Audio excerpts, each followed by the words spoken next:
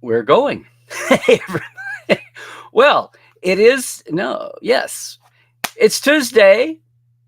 This is Trekland HQ, and we are live. Hey, our guest today is Martin Roth. Yes, the CEO of CherryTree, making all these cool, gooky Star Trek add-ons. Today on episode, can you believe it?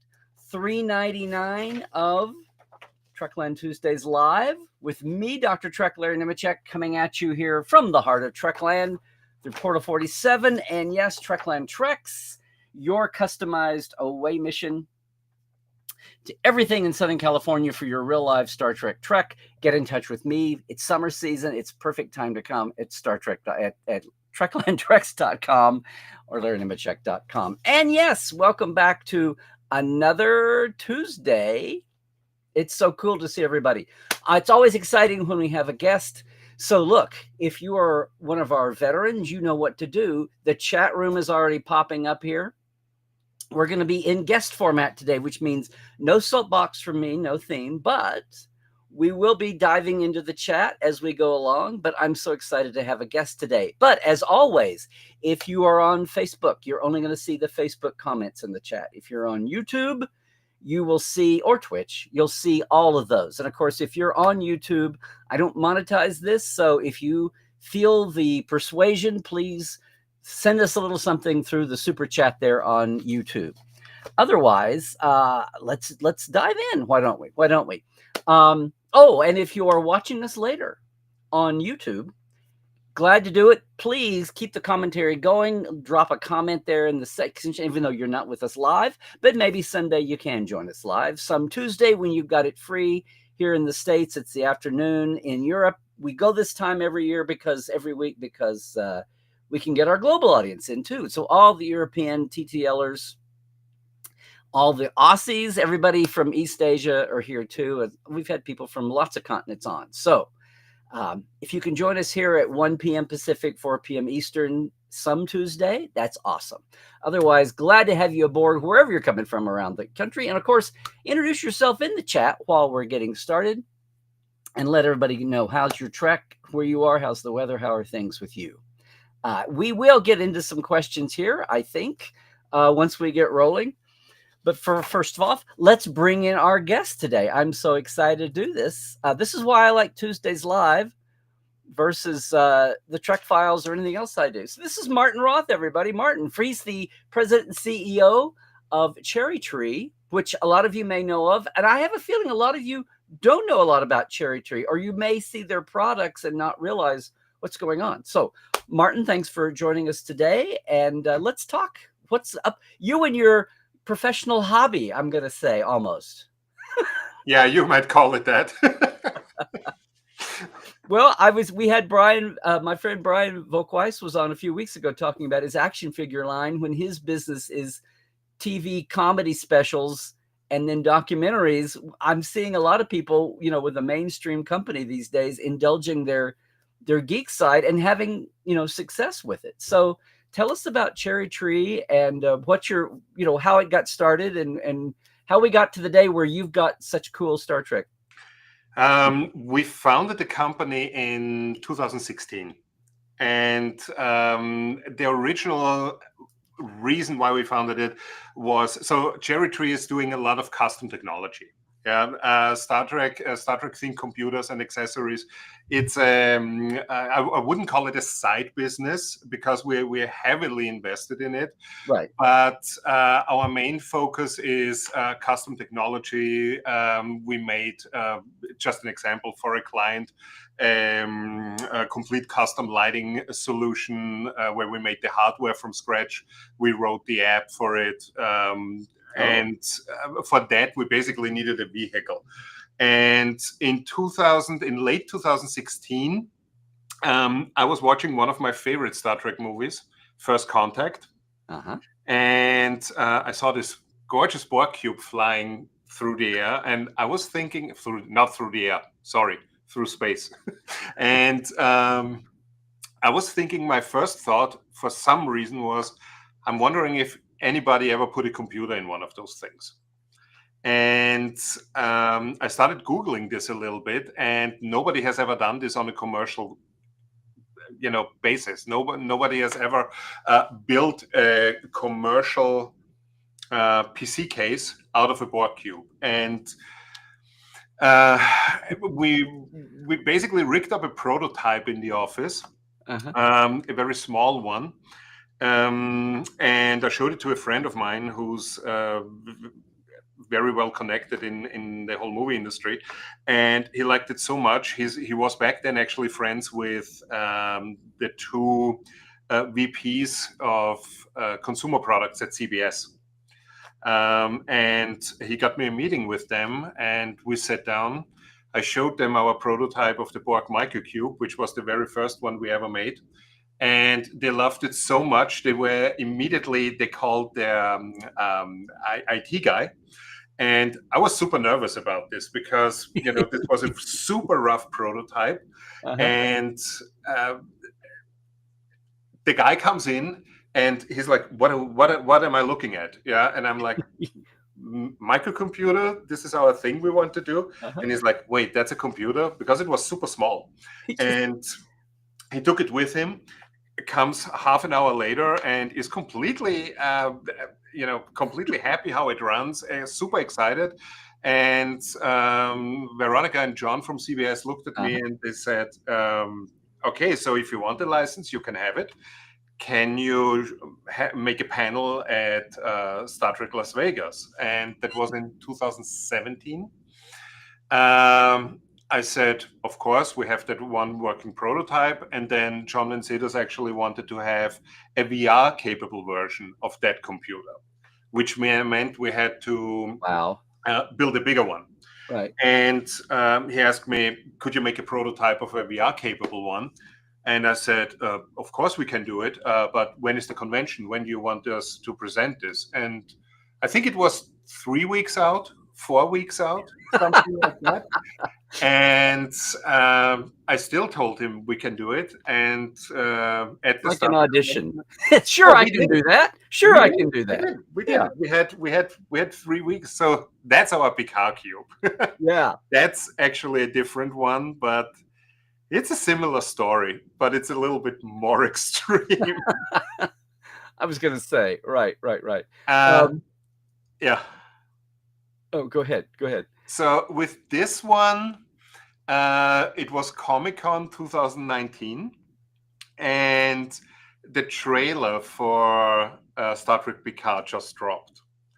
And Veronica Hart of CBS looked at me. We were at a party together and having drinks. And she asked me, have you seen the trailer yet? And I'm like, no, I was at the booth all day. I couldn't watch anything. And she showed it to me on her phone. And we were looking at the trailer. And again, I see this absolutely gorgeous cube, the artifact, hovering there. And I'm like, can I have it? I need to do this. I absolutely need to do this. And she's like, no, it's yours. But you have to show the prototype at Star Trek Las Vegas. Star Trek Las Vegas was 1 week after Comic-Con. Right. And we made it. I didn't sleep for, I think, 3 days, 2 or 3 days, and basically drove home like a maniac from San Diego. We started making the prototype we used for the first prototype panels that we had from the old Borg cubes. And we rigged up the prototype and then started producing those. And this was what year? 2019. Okay. So you got how big? Let me come back here with you. So how big is the company? We're a super small team. We are a super small team of 7 people. Okay. And we are based in Los Angeles, and we try to make as much as we can in the US. So all our Borg cubes are actually manufactured here in the US. So the sheet metal parts we source. The back panels come from a company in New Jersey. They have several plants, but the back panels come from New Jersey. The aluminum parts, which means mainboard trays, I/O panels, they come from Washington State. Our injection molded panels that make the actual cube come from a company in Michigan. Mm-hmm. And it all gets delivered here to us, and we completely assemble it here in LA. Okay. And they're all handmade. So this is they're all made to order. These are not punched out from a big factory. They are made. Every piece is made to order. They are super customizable, so you can choose if you want them with fiber optics, without fiber optics. You can choose if you want access painting or no access painting. And we have different versions of them now. We make them even in different colors. We even offer our board cubes in white. Ooh, And okay. yeah, but this is actually super fun because when This we is make feeling them, like DC Marvel. It's the white Borg and it's the green Borg. The reason why we did this was a lot of people love white computers. Mm. And when we order our injection molded panels for these, we sometimes get a little bit, crazy with the colors, because we always can say, do me a favor, add 50 red, blue, whatever. And we literally tried almost every color that we could. Yeah. Mm-hmm. The white ones, when we saw it, I know white board cubes do not appear in the show, but they are absolutely gorgeous. And it went so far that Star Trek Online liked our white board cubes actually so much that they incorporated a white board cube in the game. Okay. So it was. It's a big galaxy, Mr. Scott. Just because we haven't seen a white board cube doesn't mean they might not be out there. So you've got lots of products. So Yes. so what I meant, and I didn't mean to knock Star Trek at all when I said a sidebar. I was going to say, you were an existing company before you tried the Star Trek line, or what's been the timeline on that? Not that much. It was roughly, I would say, 8-9 months after we started this. So here, the thing is, I'm an electrical engineer by trade. Yeah, Mhm. I've been in IT and tech my whole life, and for me, one of the things that I always hated was when you look at so I grew up in a time where I had my first computer in '84. Mhm. Yeah, and you grew up at a time where the PC race started, and computers were inherently different. Every computer looked different. Right. Nowadays, when you walk through a Best Buy, through a Micro Center, whatever, it's all the same. It's literally all the same. It's either it doesn't matter if it's a black case, a white case. Yeah, down the line, they all look the same, and I always hated It's like cars. Pretty much. You used to have all the individuality. Now you don't. Yes. And in my opinion, has nothing to do with political but for me, when I look at Teslas, I appreciate the technology behind it. Yeah, but Teslas, in my opinion, are the death of individuality. Yeah, because where I live, a lot of people have Teslas, and when you look at an intersection and you have 6 Teslas standing behind each other, it looks so Orwellian, I think is the term for it.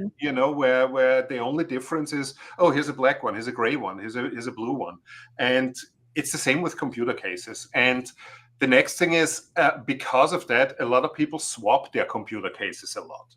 Yeah, our cases are stupidly expensive. I admit that. Yeah, I admit that. It's for you. Few years back, you could buy a whole computer for what our case costs. Yeah. However, point one, they are licensed. So a chunk of everything we make goes to Paramount. Yeah. I'm happy to do that. This ensures good products and nice quality. Yeah.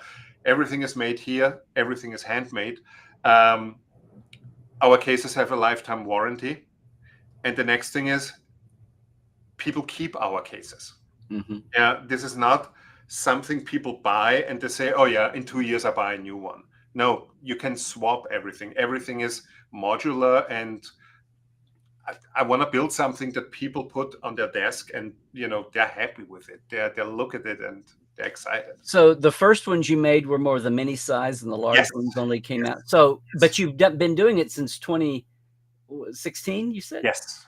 So do you have the people that bought their early editions? Do they Mhm. still have them and Yes, they're yes, out? And yes. because it's We been recently had a cube in Borg Microcube. It was number 19 out of 359, and 18, 19, 19 out of 359, and he had a dead mainboard. We still have parts for them, yeah. And he asked, "Oh, can you guys repair this because I'm still using it?" We had it for a week in here. We posted on Instagram about this, and yeah. it still works. People still use them, and we have another client who contacted us recently. He has one of our Geek machines with the warp core inside, and he inherited a Borg microcube from his dad. And his dad Oh, sadly passed away, but he said, "Can you do a service on it because I want to still use it?" And these are 8-year-old computers, and 8 years in the IT industry is a long it time. is. It is. Well, It's but I guess it's not just a computer. It's also people are making a statement. They're enjoying their passion. yes. And when you said people are swapping, people are trading No. it The hardware that's inside, you can swap. okay. And so Okay. if it gets if it gets out of date, you can replace basically everything inside. I didn't know if we were coming up to the CherryTree board computer swap club or something where people are just, they find each other and then you're the epitome of you've made it when you've got a collectors club out there that's doing that. Well, so I say this because I see just in some of the other products you've got some things that are some more tech. Like Mhm. what is the see if can we do this? What's the story with this? The Klingon case. Yeah, the Klingon. So, roughly a year ago, we had the idea of making a Klingon keyboard, yeah, a Klingon language keyboard. Mm-hmm. And that was quite a little bit of difficulty to get it right, actually.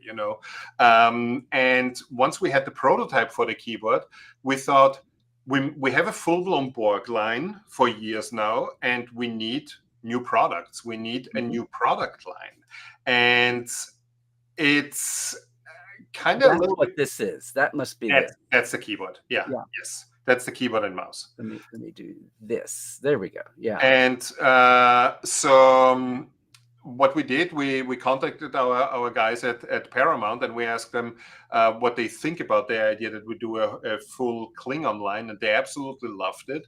And we came up with a Klingon case that's not available yet. It's going to be a couple of months until this is completely available, because right when we were ready to release this, actually, certain things happened in the world.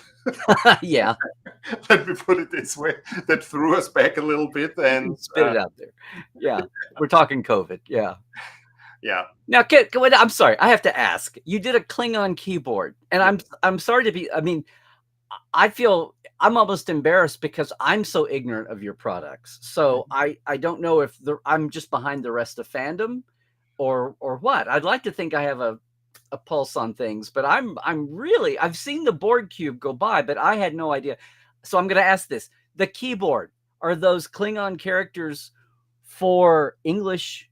Is this for Klingon speakers who want to type in Klingon? Yes. It was actually made in cooperation with the Klingon Language Institute. So this is a completely Klingon keyboard. It's Klingon yes. characters to type Klingon. The thing is with that keyboard, the prototype right above the arrows, the prototype had actually Star Trek written on it. And CBS, I always say CBS, Paramount then actually told us, "Are you in production yet?" And I'm like, "No, we're about to start." And they were, "Do not put Star Trek on top, just have it on the bottom." And I asked them, "Why? This is a Star Trek product." And they're like, "But there is not a single English word on that keyboard. Keep it like that. Just keep it completely Klingon." And the process of having this keyboard made was actually quite tricky, because every key that has like home and back and delete and backspace and caps lock shift has Klingon words on it, and some of those words do not exist in Klingon. So I Mhm. was in this whole thread with the Klingon Language Institute where they almost started arguing which belongs on there. And it's super fun. And you can download at the Klingon Language Institute, you can download the font for this. So if you know, this is a regular English keyboard. This is a complete regular keyboard just with different printed keys. Yeah. However, you can download the Klingon font for it, and then you can Okay. type completely in Klingon. Okay. So you're not only okay, that's what I was getting at. Mhm. So the Klingon characters are on the keys, but if you press that, you get an Arabic looking Yes, letter, yes, regular. It regular depends on alphabet. font you're Okay. using. Okay. But you can, if you want to go there, you can download the font and put it in and type. Mhm. Okay. That's what I was getting. I was like, you've got to have a lot of faith in a niche market here to go to the 500 or whatever it is now. That story about the Klingon Language Institute just kills me because it's like watching the Memory Alpha people get into a nerd battle or good. But good on CBS, on Paramount, because, in the old days, and we're close to the same age, I remember now they're collectible. But so many of the 70s and 80s toys I would sneer at because somebody would take their product and just slap Star Trek on it.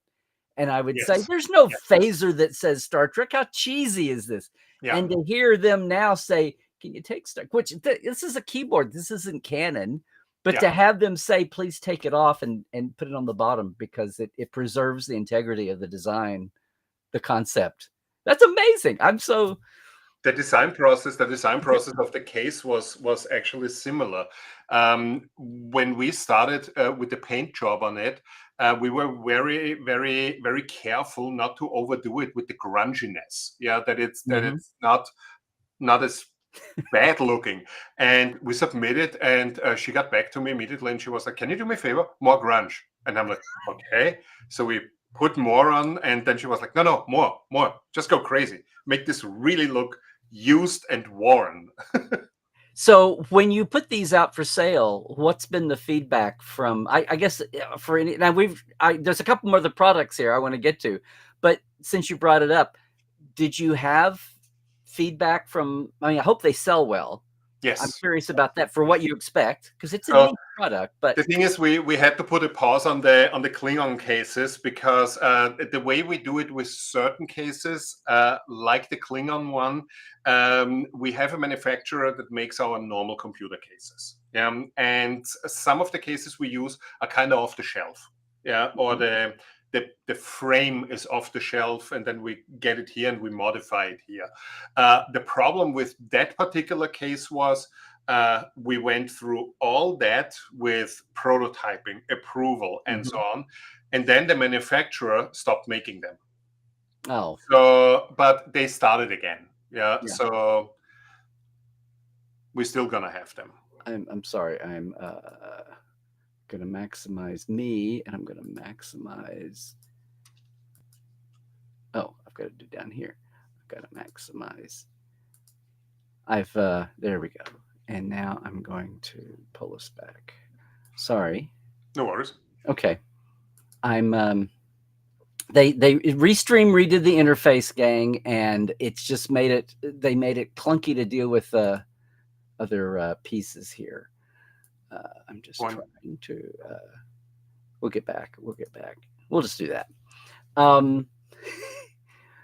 So here's what I'm looking at. I guess what I was going to say was, did you, when CBS Paramount had you grunge it up, did you ever, was that the way people enjoyed it? I mean, do you think that was the right thing to do, or did you get any feedback about? So the way they actually do it, when we make products that are not part of the show, like keyboards or computer cases, they usually give us some kind of reference. Like for the Klingon machines and for the keyboards, they send us a console from a ship that was all grunged up, and they basically told us, if you can make it look like this, then we would like it. And the keyboard, we also showed it to the guys from the Klingon Language Institute, what they think. Do you want it painted? Do you want it unpainted? What do you think is the better way for this? And they said painted is, of course, the best way for it. Very good.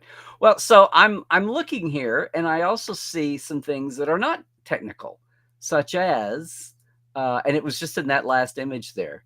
So where for the for the tech company that does computers, hold on a minute, let's just do that. Where did the Rectitude, or you don't call it a Rectitude cup, No. I think, yeah. No.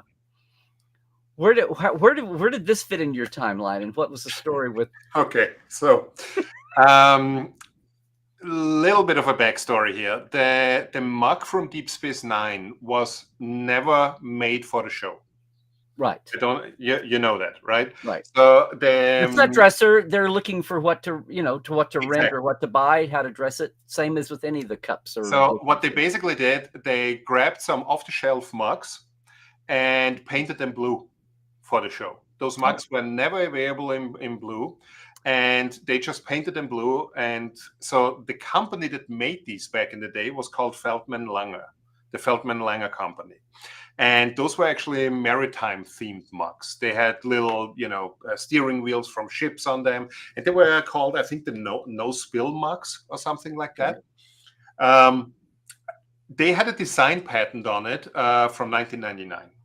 Yeah, that expired in 1999. And since we are having that company, I'm a huge Deep Space Nine fan. Yeah, DS9 is my favorite Star Trek show of all times. Yeah, it's totally not going to get much argument from a lot of people. Okay. And the thing is, I always wanted to have these mugs. I always wanted to have them because I love those mugs. I have one on my desk. And since we started this, we're doing a lot of things, that are not necessarily computer related, like our Borg cube lamps. Yeah, this is also not really computer related. Oh, okay. But every time I ask them, so can I make mugs? And they were always said no. And it doesn't matter who I ask or what I did, they always said no. Stay in your lane, Martin. Stay in your lane. I'm actually asked them, please tell me why. And they're like, no. And I'm like, why? Just tell me why I can't do this. And they're just like, no. With the lamp, they explained. So the lamp, I didn't get the license for lamps for, I think, 5 or 6 years until they finally said, okay, do your Star Trek lamps. With this one, I never got an answer. And eventually I got tired of this, and I got the lawyers involved, and I asked them, please look into this. Why did they just say no? And they got back to me and they told me it's not their license to give. They don't own this. There was a design patent, and there was this whole thing. We then contacted the original designers, even of that were listed on the patent. So there was a lot of work that before we actually made these mugs, there was roughly a year of legal conversations and conversations with the original designers and eventually everybody said, you know what, if you don't write Star Trek on it and market it as a Star Trek product, nobody cares. Yeah. And I originally literally made these mugs just for us in here. Yeah, we had to order a bunch for this. See, I wondered if this was a thing where you all had these just in your team at your office. Yeah. And you had visitors say, "Oh, can I have one? I can't get those." Exactly. That was the plan for it. That was the plan. And then we thought, at conventions we can make convention specials where we give them away or sell them at the conventions. And when I think TrekCore, when they wrote about it, it kind of blew up. And we are almost out of them. So I think we have 60 left or so. Okay. Well, I wanted to make sure people saw this as well. Yeah. Which I didn't realize until I got these images. And I was like, oh, I did not know that, which kind of seals the deal for me there. It's that's really funny. So the other thing that's not very technical, and I told you 30 minutes and we've gone over that. So I hope you can hang on with me, because the other thing is so I'm looking at computers and towers and your keyboards, and here's the mugs.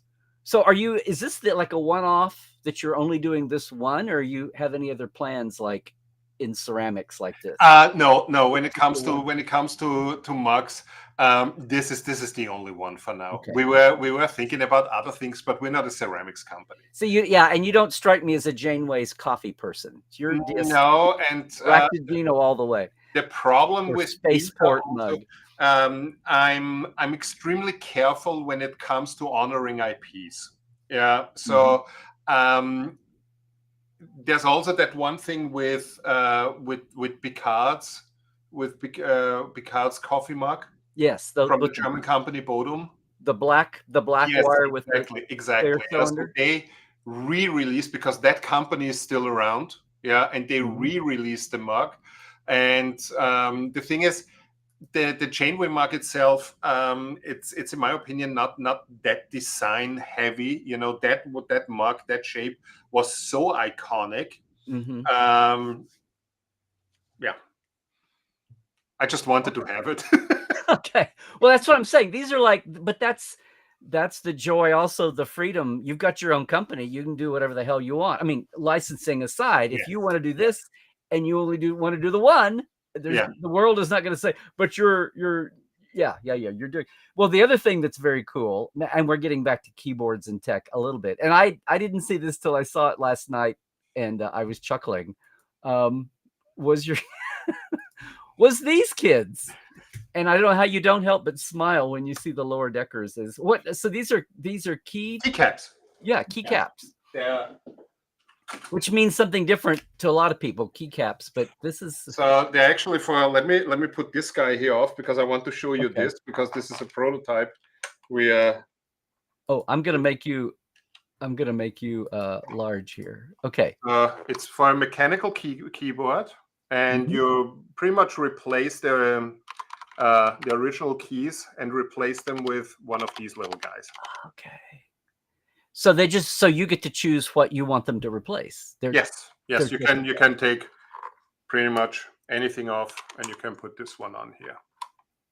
If you want to bash Mariner anytime you're shifting to a capital, you can do it. That's just so. When did this come out? When did you reintroduce this? That one was quite a journey. So originally we wanted to come out with these, I think 3 years ago. But the design process was kind of a nightmare, because back then there wasn't a lot of lower decks merchandise around. Yes. And what is a little bit of a tricky process is taking a 2-dimensional comic character and make a 3-dimensional figurine out of it. Because let's face it, these are basically figurine heads. Right. They're basically figurine heads. With a special shape on them. Yes.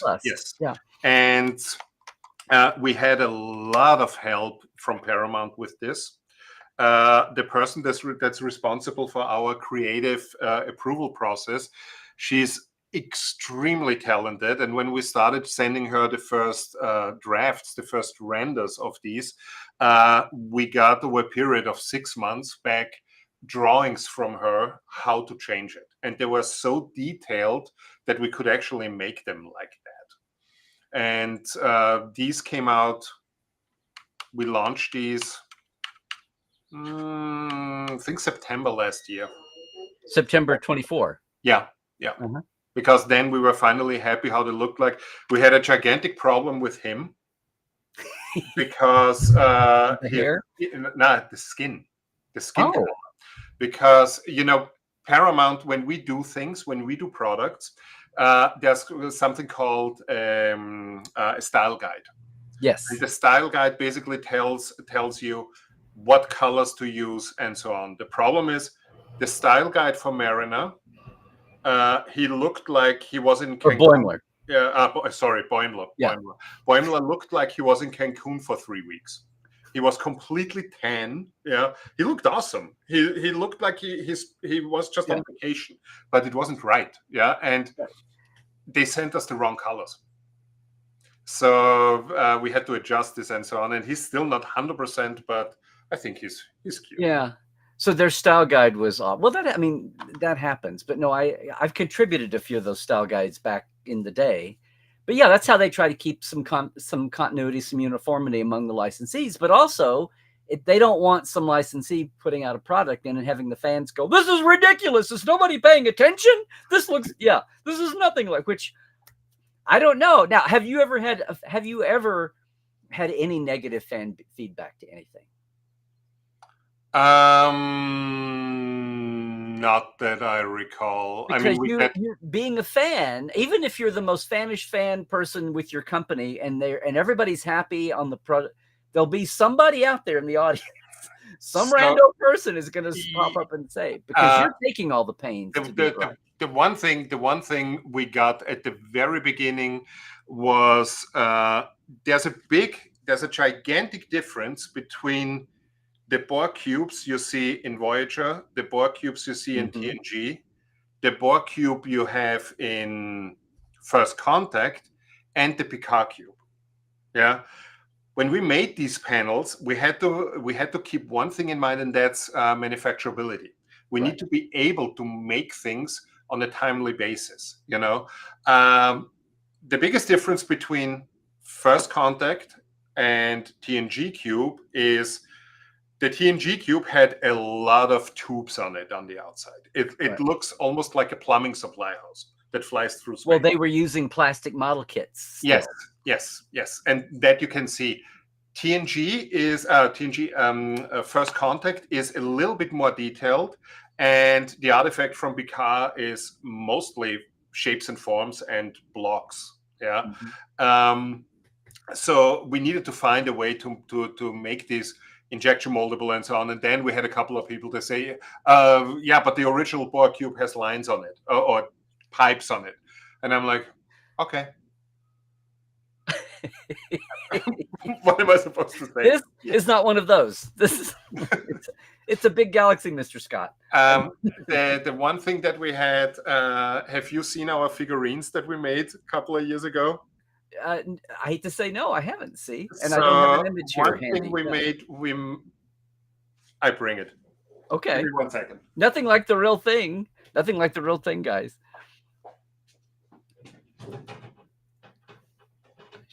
I hope everyone's enjoying this as much as I am.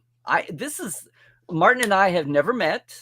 I should have gone by the booth. Have you been at Vegas every year? Yes, every year. See, this is on me. I never got over to say hello. We will remedy that this next coming year. So what I'm about to show you, every time we had this at Las Vegas, we sold out of them within 2 days.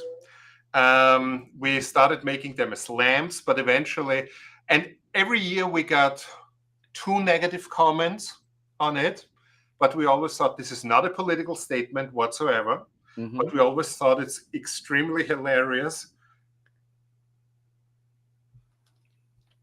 Oh, yes. Yeah, the Bernie meme. Yeah. Yeah, and that's Bernie on a Borg cube, and he's assimilated and everything. And we stopped. Did you have to get a license for this? No. Because you don't make it overtly Borg. I mean, it's parody. It's parody. Oh, okay, good. It falls under reaffirms my. Well, I was even trying to see if you'd made him. He's so white-headed, and the mask. His skin is gray. You see? Yeah, I was trying to make him into an Andorian for a second, but I see that's the mask, and that's the That's so this one got few comments here and there, but it happens. It's too clever for anybody to get upset about. Yeah. I don't. So that's very much in the past, or you still do that? No, we don't do that. We don't do him anymore. Okay, because it's moved on from the pandemic. Yes, this was one thing. This meme is. This was a meme. We did it a couple of years, and then we just stopped making it. When the meme was hot, and now we've moved on. And this is our next guy we do as a keycap. Oh, can you move him closer in? Hold on, let me see. Yeah. Does it focus? That's Kirk. That's the punk on the bus. Oh, yes, Kirk Thatcher. Yeah, that's our next keycap. Oh, that's gotta be a. It came with this, but But Paramount during the approval process said, "No, you cannot do that." And then we were like, "Okay, okay." That's a prototype middle finger for the punk on the bus. Yeah, it's a prototype. That's got to be. You got to put that under lock and key because that's got to be that. This is the unused prototype of the punk on the bus middle finger. That's about as niche as it gets. So do you sell the keycaps? Are they like in a bundle or are they just you can buy them individual or in a bundle. Oh, okay.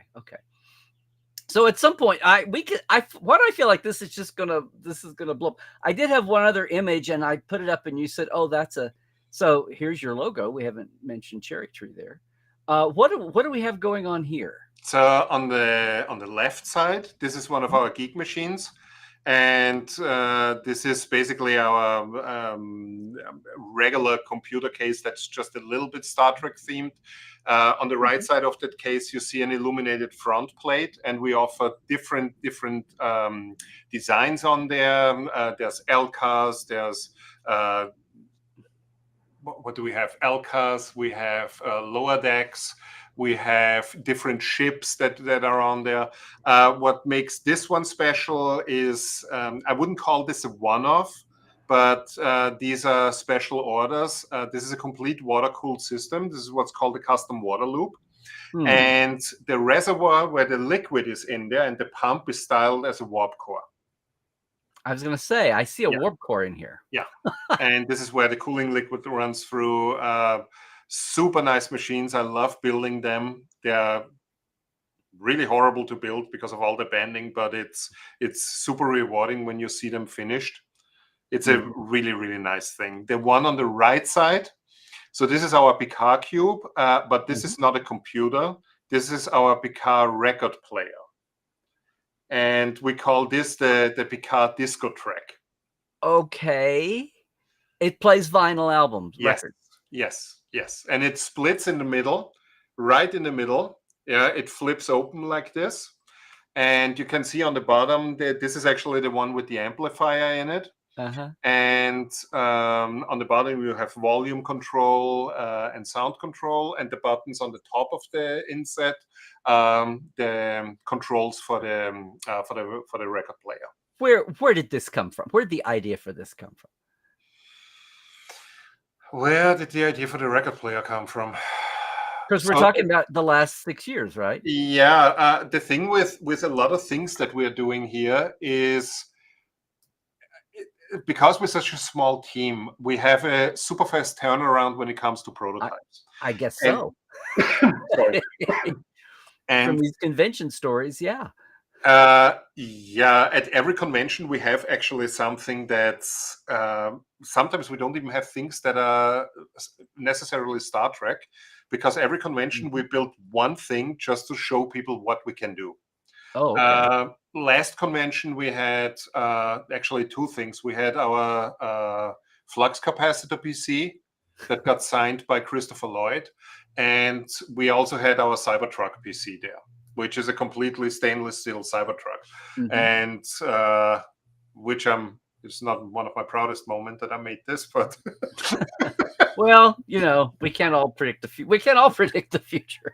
Then there's also this guy here. This is our Hobbit House PC.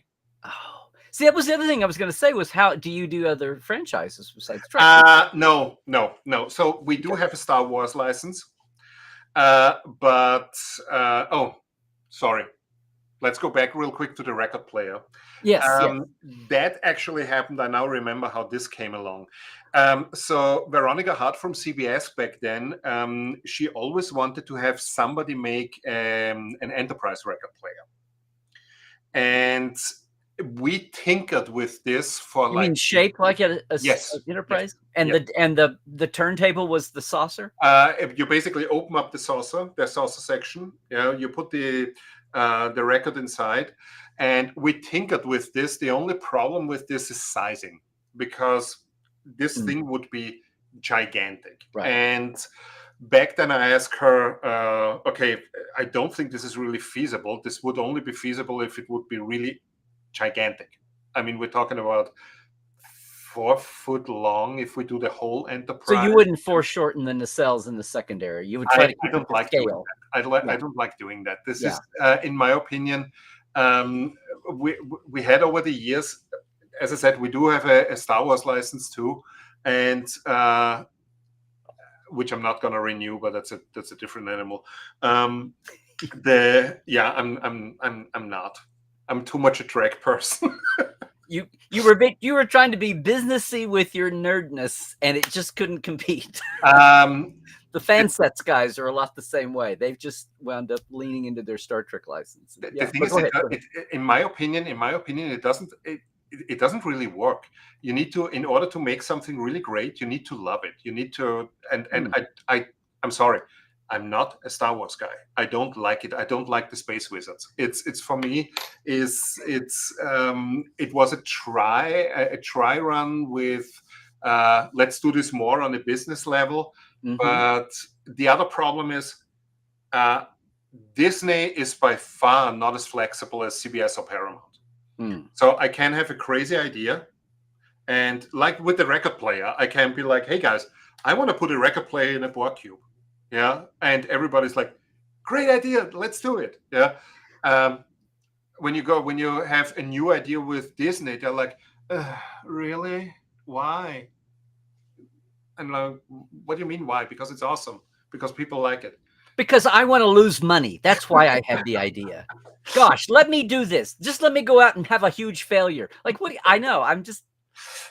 I have to think some of that is because the franchise is so much bigger than Trek that maybe Trek is the folks at Star Trek are, and they're not in production. They're on a sidebar like merchandise, and they're more willing to take risks, and they're still in a capacity to have fun. And it sounds weird to say this, but Star Wars is so stultified now. It's so huge. It's too big to fail. So they have a failure of imagination as well as risk taking. I don't know. Just as far as merchandise goes. The thing is, when you also see this from a strict business perspective, there's one thing, and everybody warned me when I started the Star Wars license, the Disney license. Paramount, CBS was better, but Paramount is still very okay with this. They're very supportive for small businesses. When you sell a certain amount every year, yeah, they raise your minimum guarantee just a little bit every year, and they're not going crazy. Yeah, you start with a little bit as a small company, and then the next 2 years, they might try to help you grow, and not they help. They help you grow. With Disney, we started to get the Disney license in 2019. Yeah, late 2019. Then COVID hit, and we had to stop all development. Yeah, we couldn't develop. We had a great Death Star computer lined up. We had an R2D2 computer lined up that could talk, move, and everything. It was really great. But the moment COVID hit, the company had to shrink a little bit to survive. And Paramount, even back then Viacom, emailed me and said, we know times are tough. Halt all payments to us. Keep the money. We figure this out when all of this is over. Try to survive. We deal with it when it's over. You know what Disney did? Disney actually, the moment COVID, literally called me, my guy from Disney, and said, you owe $60,000. And I'm like, for what? I don't even have a product yet. And he's like, well, your second term is coming up. And I'm like, we stopped everything, and are you living on Earth? Do you know what's happening here? Yeah, and there were that might all be, and COVID might be a thing, but no, you are $60,000. And I was so flabbergasted. I completely stopped even communicating with them. Then a couple of years ago, a friend of mine who helped me with this company actually said, do you want to continue Disney? I might be able to help you with this. And I'm like, yeah, but they have to cancel the first contract and everything starts from scratch. And so I'm getting a call from them, and they say, so you want to renew the license? And I'm like, how much do you want? And they were like, $10,000. And I'm like, now we're talking. Now we are actually in a good way to speak. So this is reasonable. So I paid him the $10,000. We have that one contract. We started producing and so on. And then they said, oh, we need to make an amendment to your contract. And I'm like, okay, how long does it take? Oh, it's going to be done soon. Took 8 months. And we couldn't ship for 8 months. Then our contract was almost out. We had 2 Geek machines, a Vader and a Stormtrooper one. And they were like, so you want to renew the contract? And I'm like, sure. That's $250,000, please. And I'm like, excuse me? What? Where's that number coming from? Oh, you make computer cases. You must sell a lot. And I'm like, no. This is what you get for hiding your financials from them. Don't you Yeah. have to submit and show your say? I mean, they know what you make. No, it's insanity. 80, 10, 250. Mhm. Well, this is also, this is what's crazy. People don't realize the business. We talk about like producers and directors turning over. The licensing world, you have somebody 1 year and 2 years, you're lucky if you have continuity. And that's why Star Trek is through the good times and bad. Yeah. A lot of folks like our friend John and Marion and Veronica was there for a long time before she left. But there was actually stability at Paramount for a long time, but other places it's turning. Yeah, Marion is the only one that's still there, as far as I know. Yeah, well, John shifted over to a global thing, but Marion's been. You know that they actually fired Veronica. Oh, I didn't. I knew she left. I didn't know. Okay. Yeah. A few months ago, it was this complete shock when I heard that. Well, listen. I've gone through the images and I've kept you an hour. I mean, it's been fun to geek out about this. Mark, you want to let me? What I haven't done is look at the chat. Is there something we haven't mentioned that we should? I was just kind of going through images, and you were bringing up other things. Well, the other thing we also have is our Borg lamps that I really like. It's probably on a. Oh, you can bring it up. Yes, is that new? No, we make these for 2 years now. Okay, well that's still okay, relative. Yeah. I'm so out of it; it's new to me, so it may be new to a lot of people. You may be looking at the bottom there, or if you've got the chat window open, I'm gonna see. I do know that I saw. A friend of mine might be known to you. Our friend Robert he's in Vienna. And he's opened a merchant store in Europe and trying to, through these crazy times now with tariff. It was crazy enough before, and now you've got these stupid. Are the tariffs going to affect? Have you sourced everything to America pretty much, or is that so? However it lands, is it going to? That's actually a little bit of a tricky part. Luckily, the tariffs would technically affect us when it comes to the Geek machine cases. Keyboards, we're still good. Mugs come from China. The mouse pads come from China. But now that the tariffs are actually dropped from 145 to 30%, I can reorder again. It's a gamble. But the problem is also with this, I don't pay the tariffs when I order in China. I pay the tariffs when it hits here, when it hits the port. So the biggest issue with this is I look at 2 months basically. When I order today the mugs, they hit the port here in LA in 2 months. What's going to happen in 2 months? Right.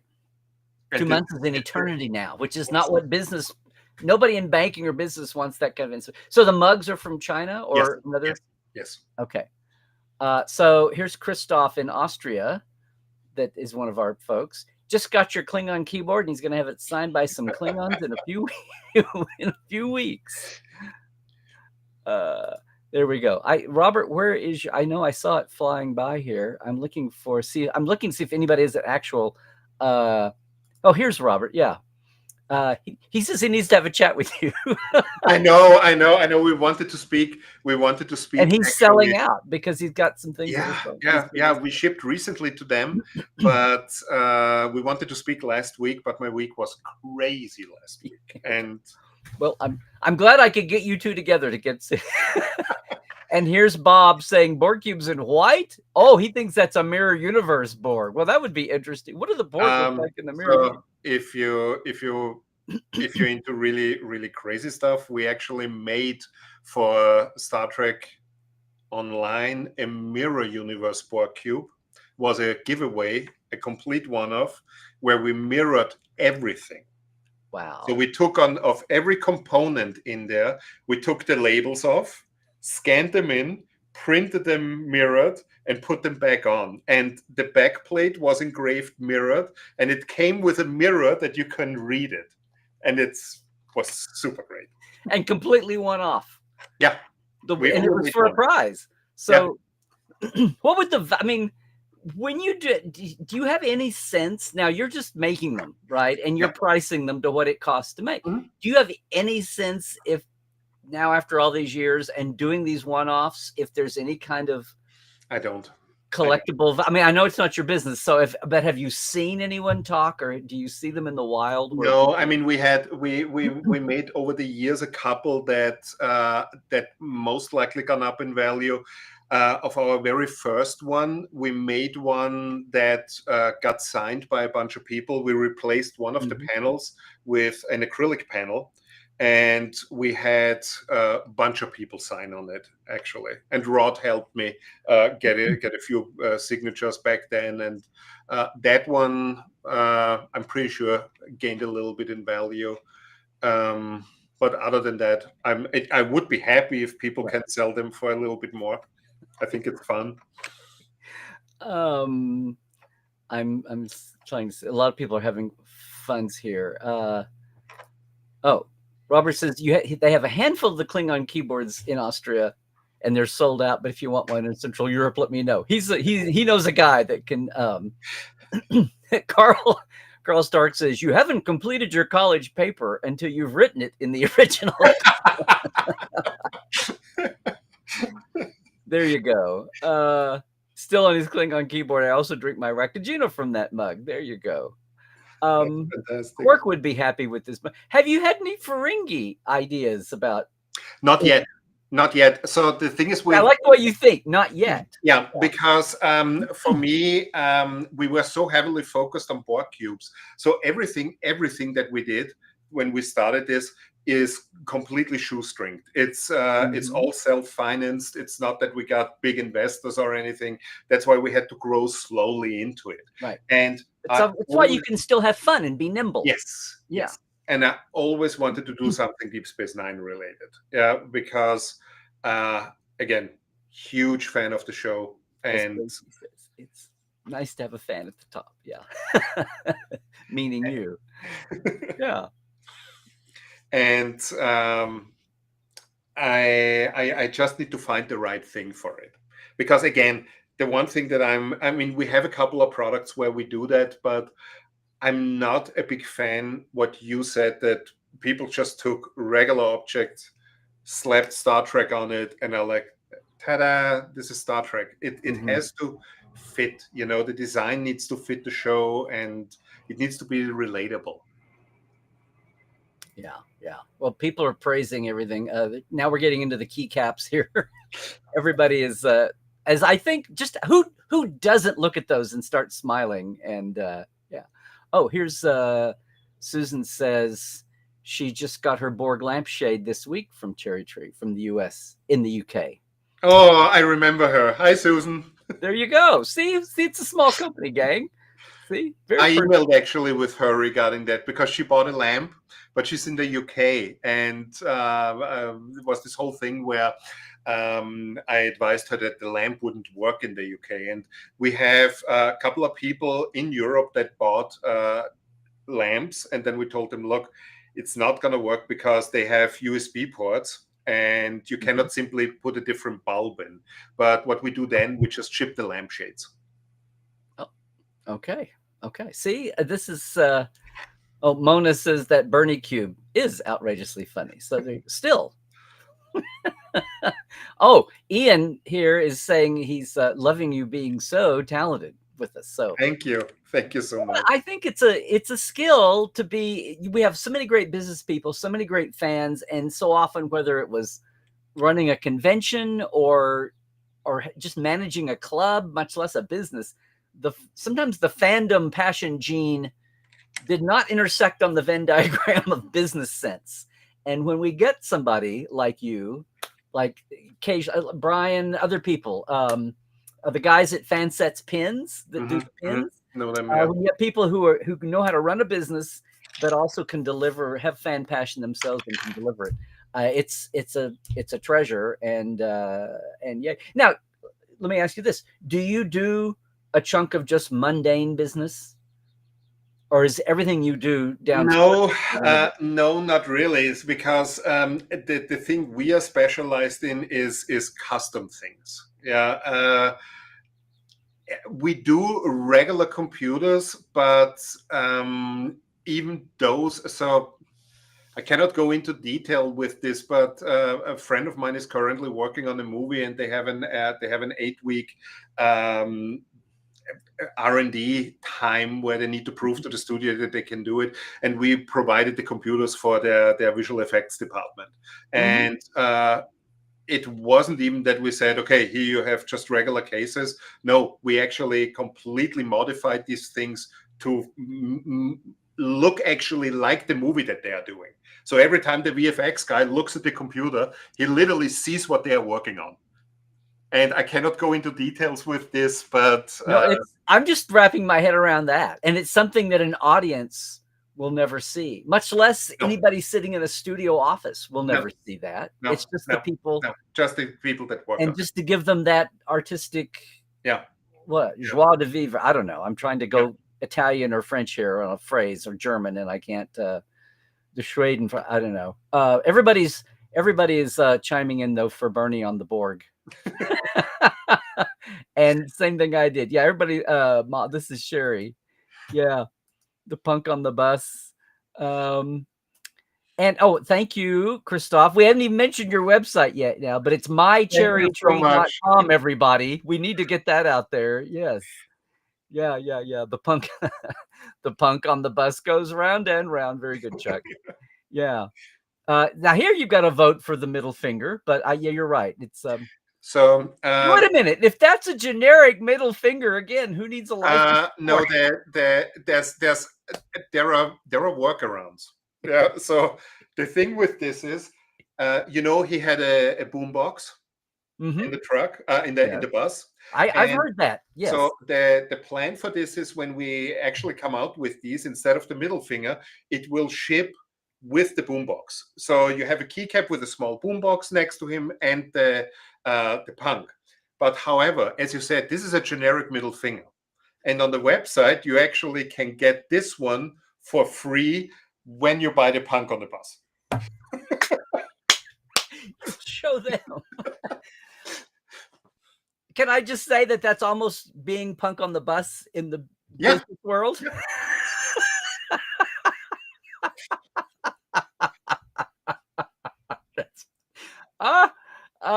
Well, the good thing here, Sherry, Ma Baloney, is this will be, we'll have this up online here later on. Gosh, Martin, I feel like at this rate we could be here all day, and I've got to let you go, and I've got to get going too. But are you going to be in Vegas? Yeah. Oh yes, every year. So yes, for once, I can't believe I've never gotten by your booth to do something. But I think part of it is, and we need to do this. I think people are vaguely aware. You've got some dedicated customers here, but I think we're opening so many people's eyes just to the fun. And it's not, if you don't need a computer or a computer case, you guys have a lot of fun of all price points, and all in different avenues, whether it's the mug or who doesn't want the lower decks? I have more and more people tell me that lower decks is their favorite of all the modern Treks, because it encases all the other Treks. But we definitely have to get by, and we have to get word out about CherryTree. But one thing that we're actually planning, not just about computer cases. One thing that we're actually planning with the keycaps, we actually want to make something, a little bracket that we include, that has a magnet on the back that you can actually stick it on a fridge. Well, here's the thing. You were talking about the need to sculpt those. Yes. And I'm trying to think in the licensees that are even, or the products that are even out there. I mean, when I was a kid, you would have the little, oh my God, the little made in China, like this is dating me, but like Hanna-Barbera all of their cartoon characters used to be on these little lates that were like strung together, and you'd push a button and they would collapse, and then you'd let it go and they would go. But there used to, and cereal tchotchkes, like giveaways, and so it seemed like there used to be a lot of call for little sculpted cartoon, 3D head or 2D cartoons put into a sculpted head, and you would see that. Or the tops on Okie Dokie Opie, there used to be a bubble bath that had cartoon heads, characters in the but I don't know if that exists so much anymore. But I'm just trying to think if Star Trek has done anything like, I mean, that really, it's not like you could go to another maker and say, can we borrow your heads to stick them on our keys? There is no. These we had to make completely from scratch, and it went so far that when it came to the packaging, so a lot of people don't know this, but even the packaging is approved. Oh yeah. So it's making a licensed product. So I'll give you an example. When we did the Picard cube, our Star Trek Picard cube comes in a wooden crate. And the reason for the crate is when we came out with this, there was no style guide for Star Trek Picard. And they had no idea what to do with the packaging. And I told them, I have an idea, because Picard is on a freighter. Why don't we make freight crates that are engraved with the La Sirena logo? And they were immediately like, oh my God, this is so brilliant. Let's do this. And people love those crates. You were just being a fan. I mean, what else would somebody say? Yes. Yeah. Early Picard, when that was the whole. For season 1. Yep. Yeah. So, because you know what? A lot of people had no idea what the La Sirena logo was. You didn't know that it was in their little comm badge, which was kind of odd anyway. But, I have a private freighter, so I'm going to custom make, but I have a replicator, so of course it makes sense. But anyway, we're still not used to thinking that way. So you're still getting some comments here. Mona says, you're a purist. Don't shorten the nacelles. No, will never happen. And also that it's good to hear someone say they don't like Star Wars. I don't wish Star Wars any ill. Absolutely not. Absolutely not. I still don't get I remember in 77, I was like, well, this is cool because it's visual effects are new and it's a revolution, in cinema and story. But 50 years later, I'm like, now it's got a canon and people can get invested in that. But in the early years, I was like, are people going to treat the Jedi as a religion? Is it a philosophy? What would be the fandom magnet after one thing that they had the best toys. One thing that got me a little bit with a lot of modern things like that, Star Trek, even in the new shows, is always kind of consistent. Yeah, they try to be as, let me put it this way, physics-wise as possible as they could be. I love X-Men as an example. Yeah, I really like X-Men. I watched the other day first Days of Future Past and then Apocalypse. And when I look at the devastation, you know what I mean? It first started, Magneto lifts the stadium. A little bit extreme, but okay. And then in Apocalypse, oh yeah, so now the dude is demolishing a whole city to rubbles just by waving his hands. And I'm like, does it have to be more extreme? And with Star Wars, it's the same thing. I like the original ones, the 3 first ones that are technically the 3 second ones, but this is already where they lost me. But I like that they were good. They were with practical effects, yeah.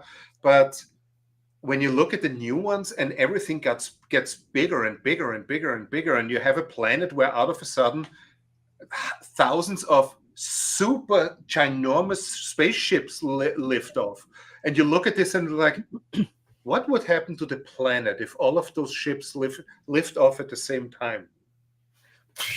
That's exactly my point. It's like the air pressure differential would, But also, again, I'm the same way. I don't wish it ill. If people enjoy it that much, please enjoy it. It's totally fine. Whatever you like. We have a world where I'm not going to rain on, what is it?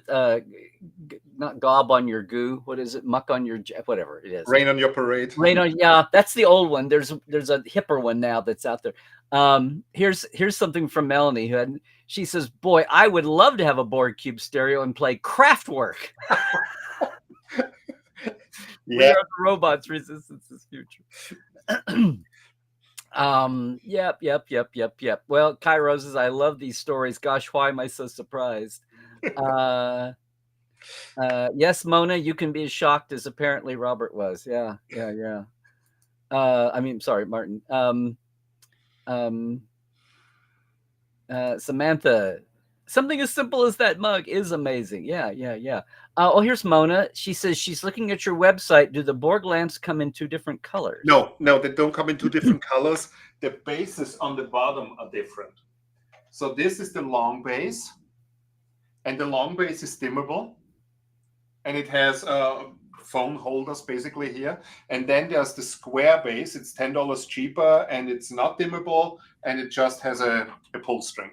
There you go. And as for the colors, you can put basically any bulb in that you want and just change the color if you want. There you go. Absolutely, Melanie. Everybody go check the website. I've got to go check the website. I've been blown over here by everything. Christian, really like your DS9 mug. There you go. Thank you. Oh, Melanie says she loves your CherryTree logo. Robo Cherry. Was actually our second choice. That's also a fun story.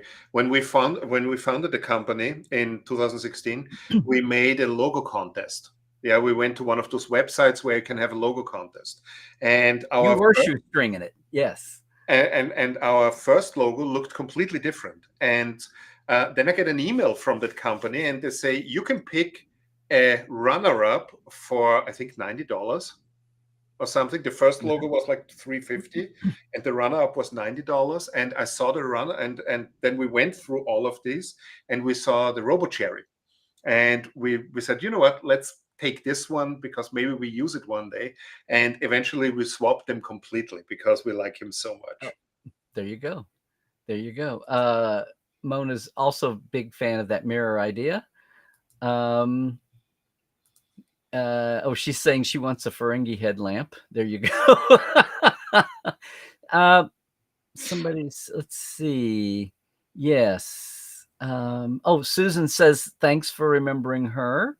Sure. There you go. Okay. I really need to let you go. I'm just looking to see. Let's see. People are trying to help by getting the link out. Sherry here says she needs the middle finger key for the world situation. Yes. This is gold. And yes, Melanie Kirkthratcher was back on Picard again. Yeah. Here's Ian says, do you ship to Scotland? So yes, we do. But please keep in mind, it's really expensive to ship to Europe. Mugs, we ship all over the world. Yeah. It might be, however, I think Robert still has a few mugs, and I think it might be almost cheaper to try ordering it from Robert. And his website is tradepost47.com. There you go. It's mutual love. Trying to get things out there. Ian says, I'd buy Star Trek fridge magnets like that. Yes. That's actually what we're trying to do. So it's a little L bracket with a magnet on the back where you can either use it as a keycap or you stick it on and then you can put it on the fridge. It's so simple. It's brilliant. Yes. Here we go. Susan says she got her Borg Cube lampshade in about 10 days in London. So nice. There we go. Glad it was so fast. Here, thank you everybody for the validation. You remember the little, I have a collapsible Fred Flintstone in here somewhere, and the Soaky was the name of the bath, was the bubble bath, and their little line was, it's Soaky, okie dokie. That was my God. But they had, you could buy in the 60s when there were like 1 million Hanna-Barbera characters. They had, like, the bottle was this big, and each one was custom molded to look like a Hanna-Barbera, and there were 20 or 30 of them. I don't know how a store maybe they went in cycles. There is one thing, and it's unfortunately it's not that cool, and it kind of hurts me a little bit because I do love Star Trek. Otherwise, I wouldn't do this. From a retail perspective, it's a really tough IP. It's a really tough IP because a lot of retailers are not that into Star Trek. Yeah. Yeah, and the thing is, Paramount is absolutely desperately trying to change this, but the problem is I'm seeing things from them. So we're getting a glimpse of their ideas and what they think products could be, and it's Yeah. And see, so much of the fandom wants to complain about Paramount. Why do we have merchandise? Why do we have merchandise? And Paramount's like, we're trying. And I think it's what you said there. And we go back to a time when you used to walk into Target and Walmart and you'd see the Playmates action figures everywhere. But that was 30 years ago. And the generation now, Star Trek went away for 15 years. The one of the things is because you mentioned fan sets. I know the guys from fan sets very well, and because we meet each other at the conventions all the time.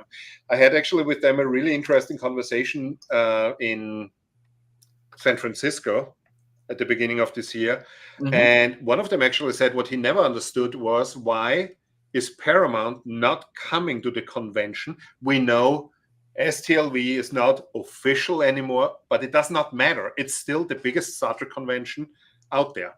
It does not matter. Take a few people, send them there,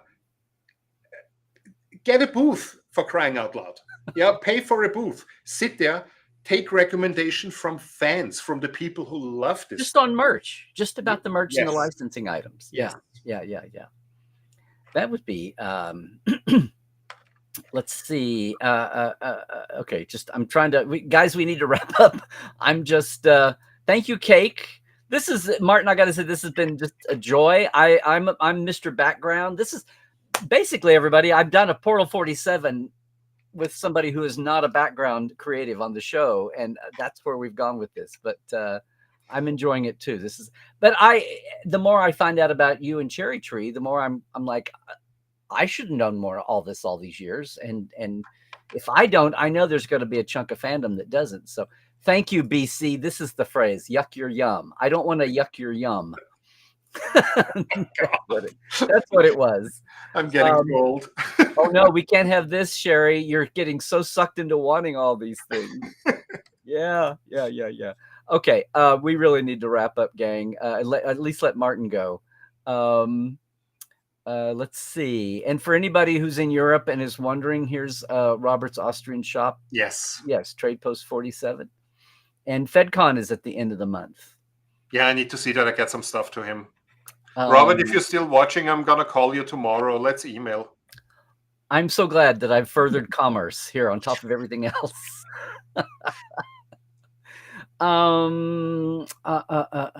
Here's Cairo talking about Scotland. So there, we'll get those two together too. Yeah. They are not. See, the thing is, to what you're saying, Robert, people need to let the Walmarts and the Targets, and I don't know, the Toys R Us is trying to make a comeback, but whatever the retailer is, like, let them know you want Star Trek. That's where you should direct your campaigns and your. There's also another thing with this. For a small company like we are, getting into big chains like this is also tricky because they have buyback clauses in contracts, so they can actually make you buy your stuff back if they don't sell it.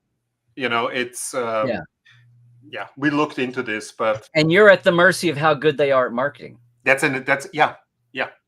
could 100%. They could be not or totally misdirected or. We looked into Newegg actually with our cases, and we decided then we're not doing this. Yeah. Okay. Don't go, Martin. He's not going anywhere. He's been around since 2016, guys. Come on. Do you hear this? Cairo says he heard you. So I'm so Awesome. glad I got you guys connected today. I didn't know that was going to happen, but she says you pushed all her buttons for. Oh no, wait, hold this. Here, got the wrong clip there. Pushed all my buttons for Star Trek things today. And here, just for the record and for the video for later, Cairo says if you're in a European country they don't ship to yet, contact. I didn't know I would be like in commercial assistance today, but there we go. Oh, and did you? Someone from CherryTree just sent that in. There we go. I consider. Well, you should. You were plugging Robert there before you got. There we go. Yes. And Melanie's chiming in there with Vielen Dank. There we go. Listen, Martin, we'll let you go. Thank you so much for joining. This has been a hoot. Thank everybody for reaching out to me and having you on. And I've learned an awful lot, and I've smiled a lot too, which is awesome. I hope it's been good for you too. I'll finish up the rest of the show here a little bit, but we'll let you go. But thanks Thank you so much for having me. Sharing and doing all the show and tell and everything. Thank you so much for having me. Okay, I'll let you go then. Thanks. Bye, guys. I have to. All right. Well, I was serious, everybody. That was like doing Portal 47 for a merch person. I don't know how we topped that. I don't know who we topped that. But thanks, everybody, for who was in the chat today.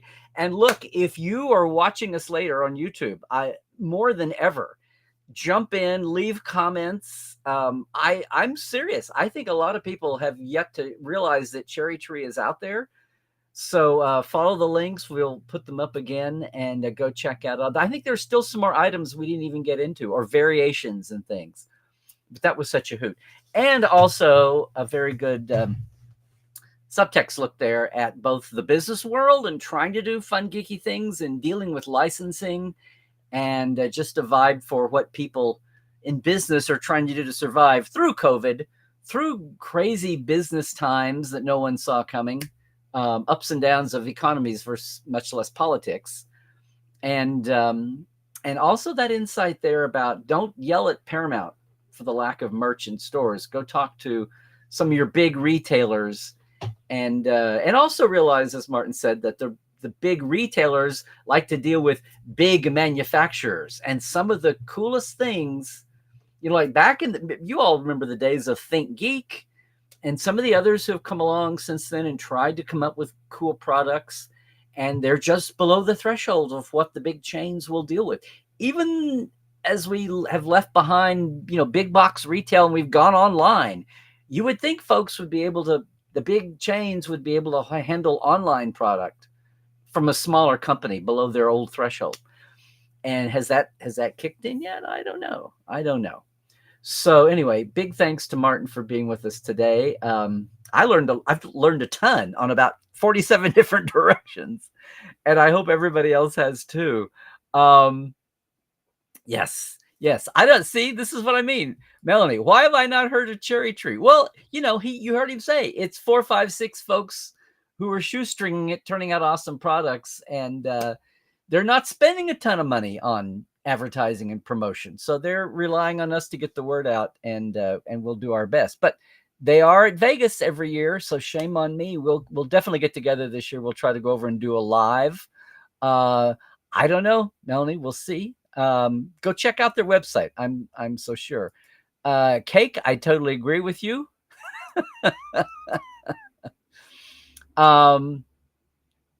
Christoph, tomorrow is European midday. Yes, for my portales out there who are in Europe. Yes, tomorrow is a European day. Then tomorrow night is guest night with the great director Rob Bowman, who I've been chasing for years, and he's finally had an ease up in time. He's been paying attention to get out and thinking about his legacy a little bit. So Rob Bowman is our guest tomorrow night on Portal 47. And yes, tomorrow is the European midday. That's for all the portales. Of course, you can be a portale too if you want to jump in at portal47.net.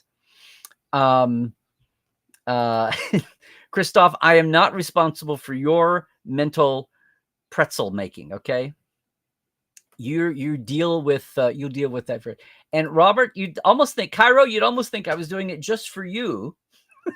But that's my little, for all the boosting you've done for me over the years there. If that's a little bit of a reverse boost back for you, it was cool to see that you guys have that relationship going. And, at any time I'd say this, but these days especially, whatever the passion folks can do to keep things going, let's do it.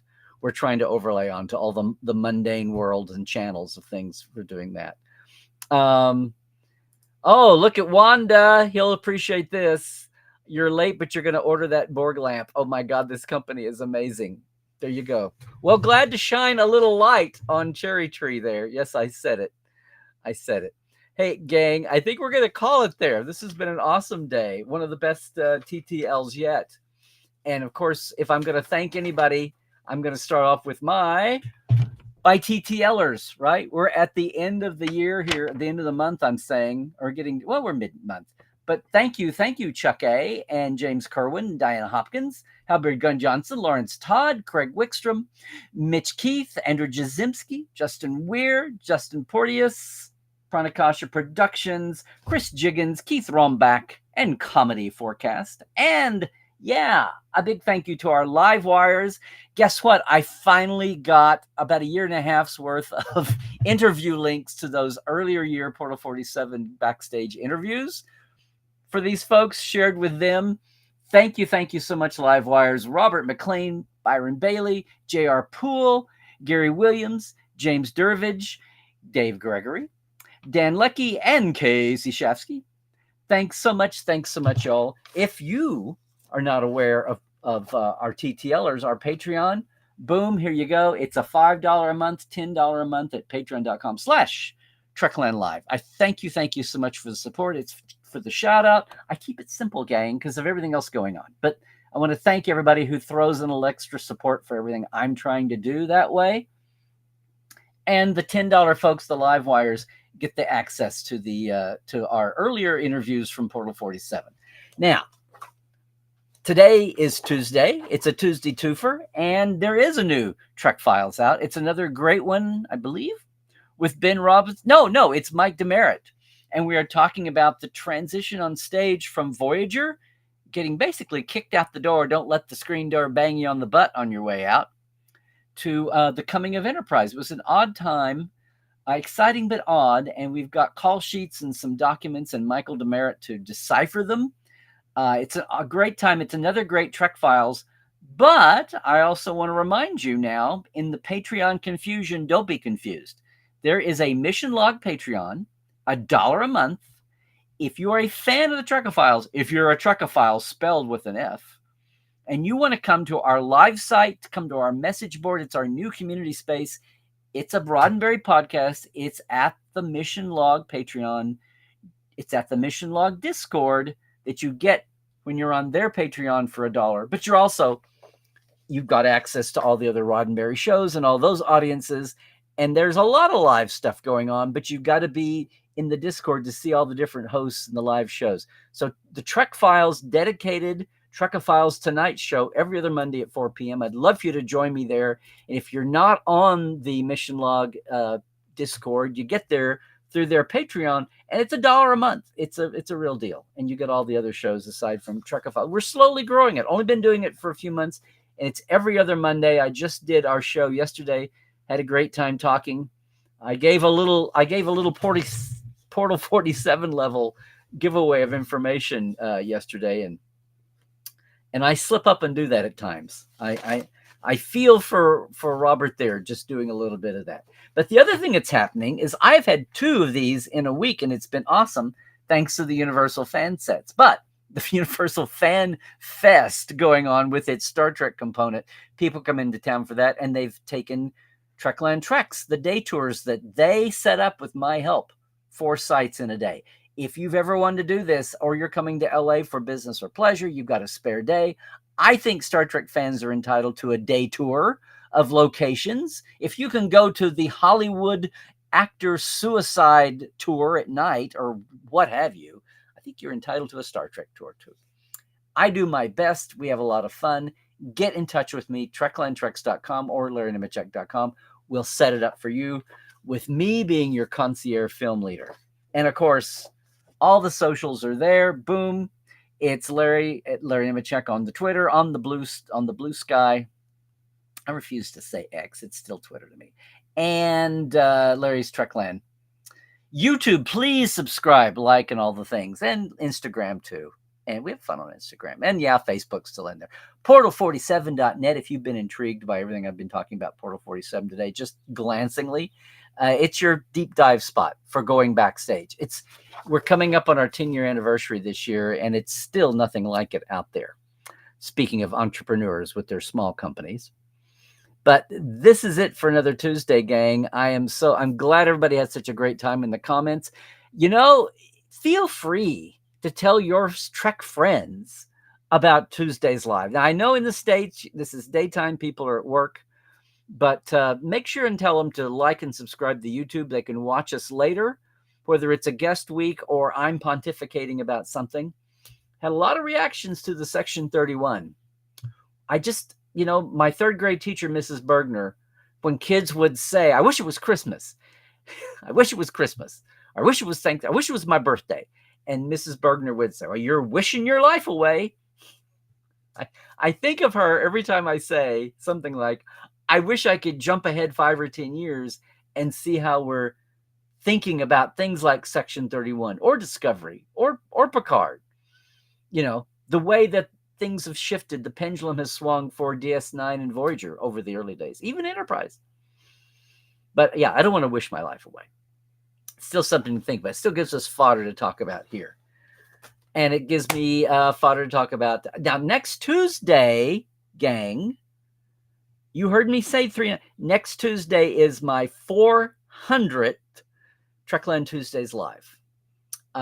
I'm trying to have something special lined up. We'll see. It might be a guest. It might just be me with something special. But whatever it is, it'll be just another week. But hopefully it's always fun to have a landmark show like that. We're cranking out some great Trek files. Got to say this right.